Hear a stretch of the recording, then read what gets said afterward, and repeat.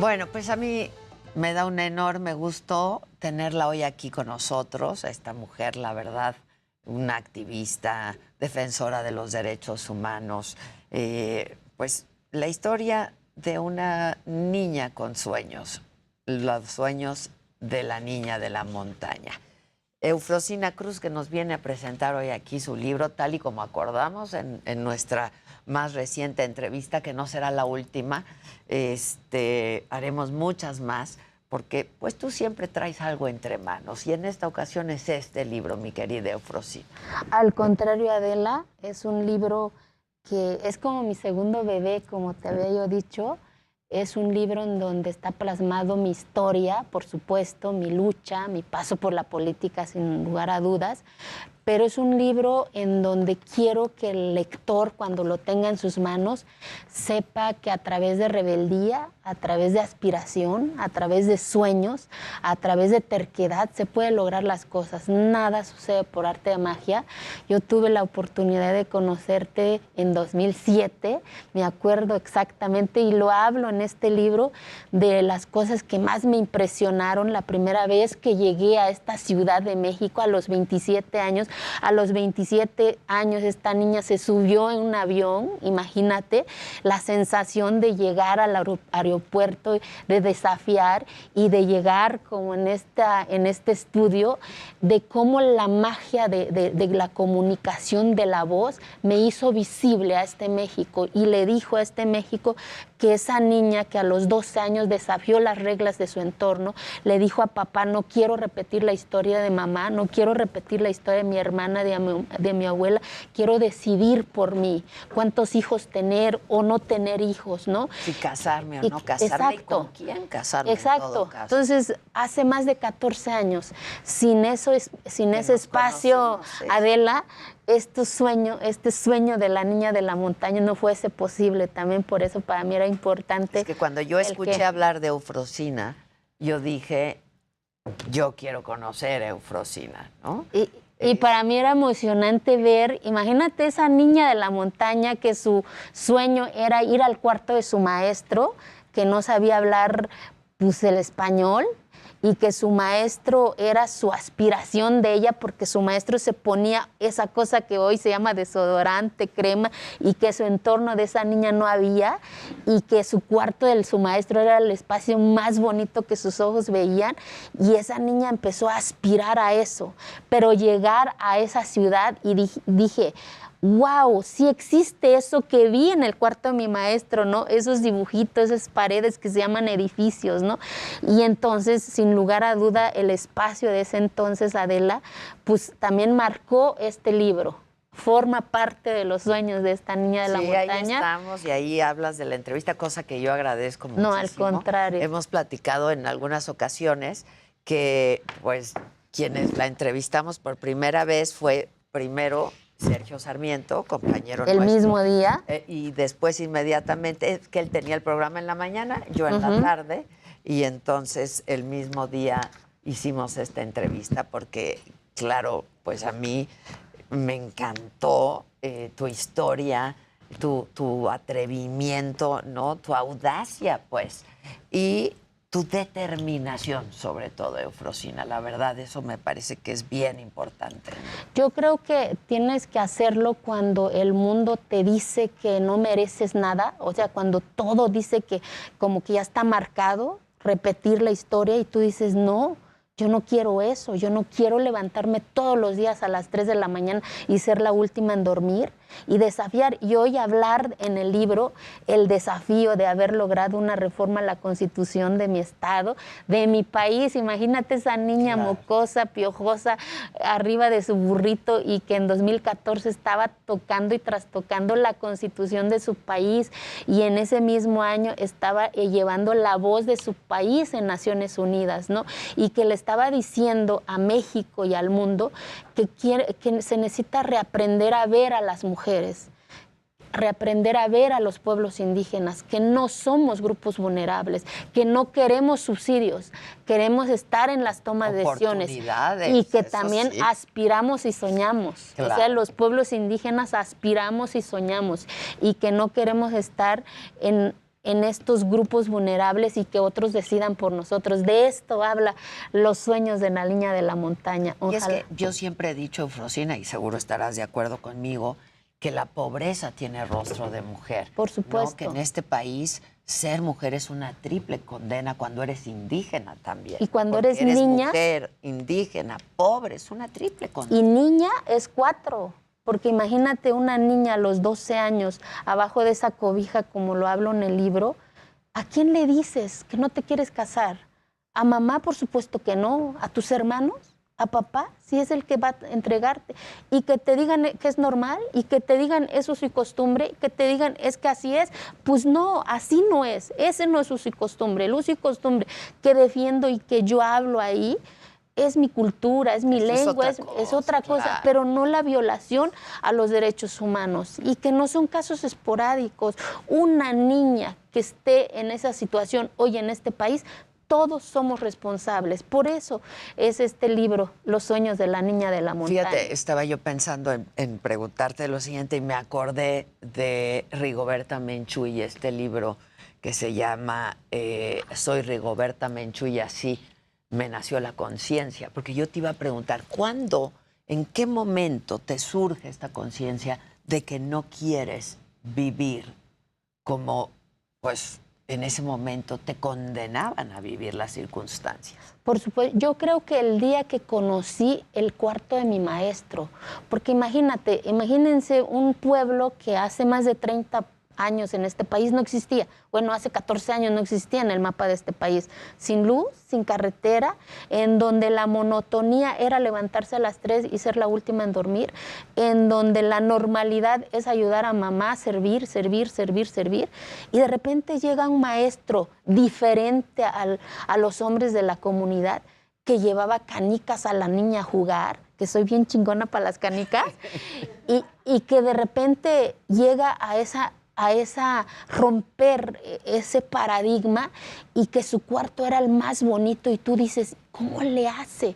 Yo quiero eso, empiezas a aspirar. Yo creo que en ese momento no quieres vivir en por supuesto, en tierra firme, no en piso más allá firme. de eso, sino que la posibilidad de que me permitía hacer algo diferente a la casa, que yo también podía agarrar la canica de que yo era chingona para los tiros, o cuando, por ejemplo, mi hermano reprueba tercero y yo paso cuarto, y mi papá, en su poco español, le fue a decir a ese maestro que prefería que su hija reprobara y que pasara a su hijo, porque era hombre. Fue la primera vez que alguien defendió a una niña, o sea, a mí. Entonces, mi maestro yo no entendía por qué hacía así, por qué se ponía sus playeras rojas y se ponía los guaraches más chingones que mis ojos veían, ¿no? Y eso se convirtió en mi sueño, Adela. Yo decía, wow, algún día, y hoy que yo soy grande, eran un par de chanclas, pero era aspiración para mí. Entonces, y el olor a bonito, hablo de un capítulo, el olor a bonito. El olor a bonito, yo no sabía dónde conseguía eso que se ponía en las manos, y que hoy yo sé que se llama crema, eso que se ponía en el cuerpo, hoy que sé que se llama desodorante, o algo que se ponía en el cabello, y hoy que sé que era aceite, ¿no? Y empecé a aspirar, a decir, yo también quiero oler a eso que se pone mi maestro, ¿no? Y entonces mi sueño se convirtió en ir todos los fines de semana a llenar de frutitas que había en el pueblo, con tal de que mi maestro me diera chance de entrar a su mundo. Pero estoy segura también, Adela, si no hubiese sido homosexual mi maestro, no me hubiera dado chance, no me hubiera enseñado a ser libre, a defender lo que soy. Porque él era diferente. Porque era diferente. Y estoy segura que también en su entorno quizás vivía también cierta opresión, y llegaba a esa montaña invisible, pues, y como nadie sabía qué era ser homosexual, se sentía libre. Entonces, cosas y contrariedades, ¿no? Y entonces creo y hablo, y el homenaje también a este libro, aparte de mi hermano, lo hago a mi maestro Joaquín, porque más allá de tu orientación sexual, es lo que uno quiere hacer como ser humano, que es tu felicidad a final de cuentas. Vivimos ser felices, pero no la felicidad en la visión que nos han enseñado, como lo hablo en este libro. Hablo de un capítulo que para mí el amor hasta es una estafa en muchas ocasiones. No es la frase te amo, te quiero y ya chingué. No, el amor es sufrimiento, el amor es dolor, el amor es perdón. Y de eso también me enseñó mi maestro, a perdonar a mi papá, a que no era responsable mi papá, sino que son circunstancias. Fue víctima porque también. Exacto, de la desigualdad, entorno, de la pobreza. Y que pues de la después no educación, de la falta de oportunidad. Por supuesto, porque no sabía leer, no sabía escribir, no hablaba el español. Y entonces su mundo era eso, su mundo era que Golani, ahí nacen, ahí crecen y creen que casar a sus hijas era una forma de proteger, ¿no? Pero cuando mi maestro me abrió el abanico de posibilidades a lo mejor no tangibles, sino que posibilidades imaginatorias a través de esas fotografías. Por eso para mí la fotografía es una posibilidad de soñar, porque ya tan siquiera tu mirada, tu pensamiento dice, wow, ¿y cómo chingado se llega a eso, no? Eso existe, ¿cómo llego? Por supuesto, claro, ¿y cómo llego? Claro. Hablo también de otra anécdota de mi vida, de cómo unos misioneros llegaban en ese trayecto y que llevaban un aparato y nos proyectaron una película. Yo no entendí ni qué chingado decía la película, pues, pero lo que yo descubrí en ese momento era que había un aparato que daba luz, diferente al holocote, diferente a la vela que estaba en nuestro entorno. Y entonces yo era la única niña que se escapó de la casa y era de cómo a través de la pared se reflejaba mi pelito y entonces, y eso nadie te lo roba. Te escapaste para ir a ver. Para ir a eso, porque era nada más un espacio para los niños. Entonces, y eso para mí me dejó a que había una cosa diferente al sol, al ocote, a la vela que daba luz y empiezas a aspirar. ¿Y cómo se hace? ¿De dónde sale? Empiezas a cuestionar esas pequeñeces y esas posibilidades que dan por hecho, por supuesto. Que todavía en nuestro país, en esta sociedad, todavía falta mucho. ¿Cómo está tu pueblo hoy en día? Hoy en día ya las mujeres pues ya pueden votar, ya hay 2 prepas, ya las niñas juegan básquetbol, ya se pueden chingar sus mezcales, ya podemos entrar. Y juegan a las canicas. A las canicas normal en el atrio, en la escuela, ¿sabes? Se rompió el paradigma, pero nadie lo iba a hacer si yo no daba el primer paso. Y asumir también las consecuencias de eso. ¿Cuáles fueron? Porque, pues, para 2 atentados, ver a mi mamá y a mi papá llorar diciendo ya párale, nos van a correr del pueblo, porque ser la normal en una sociedad, pues no es fácil, ¿no? Claro. Porque eres señalada, eres cuestionada, eres la loca, pero entiendes que lo tienes que hacer. Nadie lo va a hacer por ti si no lo haces. Si yo no hubiera dado ese primer paso, hoy yo no estuviera hablando, vuelvo a decir, una reforma a la Constitución de mi país. A lo mejor se dice tan fácil ahorita, pero en la historia, en el libro, hablo de todo un proceso, cómo tienes que sensibilizar a la clase política, porque me tocó en ese momento una coyuntura difícil también del Pacto por México y que todos era lo importante en eso, era lo realmente importante. Y que nadie pelaba pues una reforma a la Constitución, pero para mí fue mi agenda y empezar a cabildear, empezar a hablar. Al público cuál fue. Es una reforma al artículo 2 de nuestra Constitución, en donde quedó plasmado, en donde mi aportación fue más de un párrafo, que dice que nadie le puede decir a una mujer en este país que por el hecho de ser mujeres no pueden participar en el desarrollo de sus comunidades, de opinar, de decidir y de estar ahí sentadas también. O sea, ¿cómo chingado que aquí no existen las mujeres, ¿no? Y que se vuelva normal, pues no, una sociedad sin nosotras está incompleta. Entonces, y hoy ver en mi pueblo que la mitad de mujeres son del cabildo y la mitad son hombres, y esos hombres que a lo mejor me insultaron en mi lengua, hoy yo los quiero mucho y hoy me quieren también, lo sé, porque ambas partes aprendimos, ¿sabes? Y entonces vuelves otra vez que la educación es la herramienta más poderosa para transformar muchas cosas. No hay programa de gobierno que pueda subsanar eso. Es la educación. El día que la política pública apueste a la educación de calidad en este país, ese día muchas cosas van a cambiar, porque no es posible que a mí me cambió un bendito proyector y descubrí que había otra cosa que daba luz, o un maestro que caminaba más de 12 horas y que su cuartito es el que me enseñó a soñar que había más allá de mi montaña, y cuando yo iba al leño con el burrito y me paraba en esa piedra y yo decía, ¿y cómo chingado se hace para llegar ahí, no? O divisaba. Y ahí empezaron los sueños, claro, de la niña de la montaña, en esa piedra. En esa piedra precisamente lo hablo en el libro, y cómo a kilómetros luz veía yo centellitas de luz, y hoy sé que eran luces de los carros, que porque mi montaña está a 3,200 y se divisa parte de las carreteras que va para la ciudad, para la capital de mi estado, Oaxaca, y yo no entendía qué era, y hoy sé que eran luces de los carros, imagínate, ¿no? Y yo decía, ¿qué chingado hay ahí, no? Y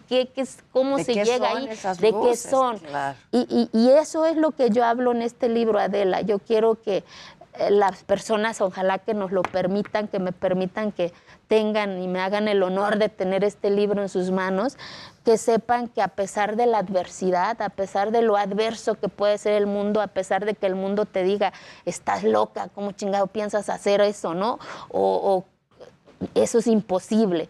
Todo es posible. Y a partir de ese momento estaba yo revisando a ver qué decía pues las personas que nos están acompañando vía redes sociales, y dicen, por ejemplo, admirable mujer, si así pensaran los diputados y senadores, este sería otro país, y muchas más comentarios en ese sentido, ¿no? Y están preguntando que cómo se llama el libro. Vuelvo a repetir, Los sueños de la niña de la montaña. La niña es Eufrosina Cruz, fue Eufrosina Cruz. Está en Amazon. Y está en Amazon también. Todas las librerías. Y está, bueno, a la Digital. venta en todas las librerías y en digital Sí. también, ¿no? Es editorial Grijalbo. Y me pongo a pensar también cómo empezó a ser tirante quizá la relación con tu propia familia, porque también este libro empieza y toda la historia a partir de la muerte de tu hermano, Eufrosina.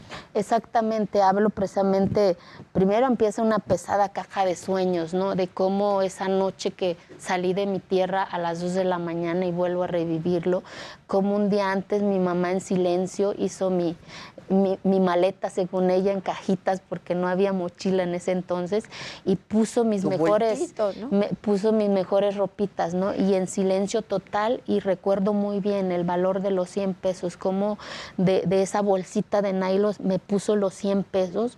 No le he preguntado qué pasó después, pero me debo de imaginar su dolor, ¿no? De soltar a su hija sin saber también hacia dónde va, ¿no? Hacia dónde iba. Y luego, pues la muerte de mi hermano, ¿no? Quizás si hubiese estado en una clínica, mi hermano estuviera hoy con nosotros, ¿no? Entonces, pues, yo creo que de esas adversidades que te van marcando te hace más fuerte, y te vas revelando a esas circunstancias, te revelas a papá, te revelas al hermano que dice, ¿cómo chingado vas a ir a la cancha? Todos los chamacos de nuestra edad hablan de nosotros, que no te decimos que estés quieta, y pues la chamaca loca jugando básquetbol y era la única en el pueblo, ¿no? Y hoy ver a las niñas jugar básquetbol de manera normal, dices, vale la pena romper paradigmas que a veces la sociedad nos impone. A veces es muy fácil, pues, que te pongan reglas y que uno lo obedece a lo güey, dijeran, sí. Y que dices, no, si no afecta al que está enfrente de ti, ¿por qué vas a hacer lo que dicen otros? Si no violentas el derecho de que está enfrente, siempre y cuando pues estés en tu derecho de libertad. Y sobre todo cuando tus propios derechos sí están siendo violentados. Exactamente. Por supuesto. Ahora, los sueños de la niña de la montaña, pues que afortunadamente se han cumplido para ti, Eufrosina, no terminan con este libro. No, y hay por supuesto. Muchos más sueños, ¿no? Hay muchos más sueños. Sí, pero mi mayor sueño en estos momentos es que nunca más en este país una niña se tenga que casar a los 12 años. Que sigue pasando. Y recientemente pues en Guerrero no permitieron que una niña abortara. Y hablo también de eso, del aborto, de que nadie puede decidir en el cuerpo de otra mujer. Cada mujer vive su dolencia, cada mujer vive su dolor, cada mujer vive su proceso. ¿Quiénes somos para criticar y cuestionar cuando una mujer decide hacer ese tipo de acciones? Por los motivos, ¿no?, que sean. Exacto. Pero en el caso de la niña de la Guerrero, niña a pues los 9 años, había sido violada. Y de eso hablo en el libro. Entonces creo que ojalá, vuelvo a repetir, que este libro pues tenga la oportunidad de estar en manos de la gente. Yo estoy segura que de todos los que nos ven, así va a ser. Yo quiero, es una lectura obligada, hay que conocernos más todos, ¿no? Y como dice, un libro que diga soy libertad. ¿Cómo sueño este libro? Quiero que cuando lo lean inspire rebeldía, libertad, y que el lector sepa que a base de constancia, terquedad, persistencia, rebeldía se pueden cambiar muchas realidades. Que sea un libro para toda la sociedad, no solo para los pueblos indígenas, que sirva para que el gobierno entienda que no somos población vulnerable, que no somos los jodidos, que ya no queremos ser objetos de estudio, de estadística, de investigación. No, que entienda que queremos ser sujetos de derechos y obligaciones, de desarrollo, pero con nuestra participación, nuestro talento y nuestra capacidad. De eso habla el libro. Pues yo me siento muy orgullosa de ti y también de mí en aquella época que dije, yo tengo que acercarme a Eufrosina, y te agradezco mucho la oportunidad. ¿Cómo estás de salud? Muy bien. Yo creo que también las mujeres pasamos por muchos procesos, de muchas cotidianidades que pasamos como mujeres, y que pues también en el libro lo hablo, no solamente es la historia de la niña, sino que de la mujer adulta, de la familia también, de la política también, porque de eso se trata este libro, que los sueños de las niñas no solamente sea, pues ya llegué, ¿no? Que sepan que a través de cuánto dolor, cuántas caídas llegas a eso, a tocar esa meta, ese sueño. Y de salud, pues ya estoy en un proceso de salida de un cáncer que me tocó vivir. ¿Cuándo te lo diagnosticaron, Eufrosina? Hace como 5 meses. Entonces me lo detectaron en su primera etapa. Entonces decir también en el libro, también lo hablo, de que tenemos que abrazarnos las mujeres, escuchar nuestro cuerpo, porque el cáncer de mama y cáncer de la matriz sigue siendo la primera causa de muerte de nosotras las mujeres en este país, porque son enfermedades silenciosas, que si no escuchamos un dolor, si no acudimos a nuestro Papá Nicolau, a nuestra mastografía, nos puede robar la vida. Entonces hoy también esta niña de la montaña les dice a las mujeres que no tengan miedo, que vayan, porque nadie lo va a hacer por nosotras también si no nos abrazamos. Que en muchos de estos pueblos como el tuyo, hay mujeres que no tienen la oportunidad para hacer. Y es romper por distintos motivos, porque pues a veces porque la va a ver otro señor, otro hombre, entonces decirles, el marido no la por deja. Supuesto, entonces son muchos paradigmas culturales que todavía falta por romper. Entonces, pero pues nos falta mucho camino, Adela, para que los sueños de la niña de la montaña siga sucediendo. No te olvides de ese sueño del que hablamos en aquella más reciente supuesto. Entrevista. No sé, pues, hay cosas que yo sí puedo decir, ¿no? ¿Sientes que te jugaron chueco? No. Tú siempre has querido ser gobernadora. Sí, por supuesto. Y vas a seguir luchando. Y es parte de mis objetivos, ¿sabes? O sea, los sueños está involucrado muchos objetivos. O sea, uno de mis objetivos es eso, ¿no? Hoy no se dio el momento, pero los sueños de la niña la montaña sigue. Creo que hoy este es el proyecto más importante de mi vida, que es mi libro, es mi segundo bebé, la cual tengo que cuidar también para que quien tenga ese honor para mí, que lo tengan en sus manos, sepa que no tiene nada que ver con un proceso político, digamos, sino que es un libro que me costó más de 2 años escribirlo, porque también escribir tu historia es muy complejo, Adela. Doloroso. Doloroso, porque luego vuelves a vivir y dices, no manches, no me acordaba de esto, ¿no? Y las lágrimas. Sí, claro. Entonces fue también un proceso de sanación de mi parte. Una también. catarsis. De abrazarme en los momentos difíciles, en donde abracé mucho a Frosina de niña, ¿sabes? A través de este libro. Platiqué mucho con ella, le dije que fue la niña más valiente, más chingona, y que no lo hizo mal, lo hizo bien, y que me siento muy orgullosa de ella. Entonces, por eso también decidí en este proceso cuidar mucho a esa niña, porque fue mucho dolor, fue mucha soledad a sus primeros años, ¿no? De llorar abajo de la cobija, cómo decir a papá que no se quería casar, a quién le decía esa niña, a su maestro, que también nada más estuvo en el pueblo y le dio hasta 4º año, y otra partida más, ¿no? Una pérdida más. Entonces, fueron muchas pérdidas de esta niña. Entonces, me siento muy tranquila, porque hoy tengo en mis manos, además, agradecer a Grijalbo, que me dio esa posibilidad de escribir, por supuesto, con Juan Carlos, que es el editor que me ayudó, de ser yo. Cada palabra, si me dan la oportunidad de leerlo. Tú y es parte de tu sí, historia. En donde hablo como hablo, ¿no? De la cotidianidad. Y que eso, no perder como somos, más allá de donde estemos, ¿no? Sino que nuestros sueños, estén bien definidos, para que nada lo tiemble y nadie lo corte, porque es muy fácil también caer en el camino. Es cierto. Y sobre todo este camino que elegiste, ¿no? Sí. Es muy difícil. Me están preguntando que cómo lo compran desde Estados Unidos. A través por de Amazon, ¿no? Por Amazon. Dicen, qué chingona entrevista, qué chingona tú, hombre. No. Muchas gracias. No, y gracias al por contrario. mencionarme, de verdad, No. lo agradezco mucho. Y vuelvo a decir en serio, es que de verdad esa entrevista marcó, porque ese día México supo que había un pueblito que se llama Santa María Quiegolani, y que había una niña loca, rebelde, que estaba desafiando las reglas de su entorno, de su estado, de su país, y que hoy está de vuelta contigo.